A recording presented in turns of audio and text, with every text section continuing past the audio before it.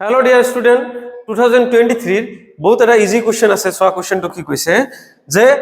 calculate the force between two small charge spheres having charge of 1 into 10 to the power minus 7 coulomb and 1 into 10 to the power minus 7 coulomb minus 2 আছে placed 30 cm apart in air তো charge আছে ঠিক আছে দুটা charge আছে আর charge দুটা কি আছে এটা আছে 1 into 10 to the power minus 7 coulomb এটা আছে প্লাস আর এটা আছে minus 1 into 10 to the power minus 7 coulomb কিমান সেন্টিমিটার ডিসটেন্স আছে 30 সেন্টিমিটার ডিসটেন্স আছে এতে কোশ্চেন কইছে যে ইয়ার মাজত ফোর্স টু কি হবে তো ফোর্স টু কিমান হবে আমি সিম্পলি জানো কুলম্বস লর মতে জানো কি জানো আমি যে F = K q1 q2 divided বাই r স্কয়ার ঠিক আছে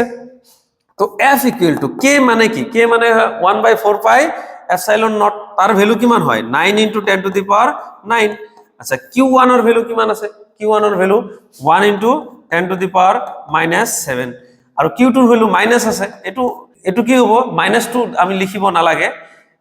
তো আর এটা কি আছে যে 1 * 10 টু দি পাওয়ার -7 আর ডিসটেন্স টু কিমান আছে 30 সেন্টিমিটার তো ডিসটেন্স টু 30 সেন্টিমিটার হক আমি যদি মিটারলৈ কনভার্ট কৰো তেতিয়া হলে কিমান হ'ব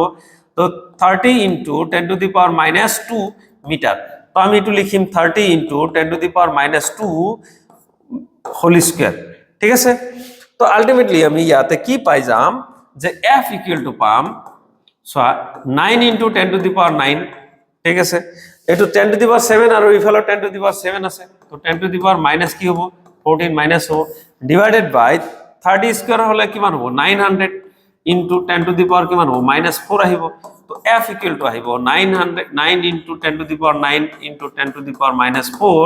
divided by 9 * 10 to the power -2 আহি যাব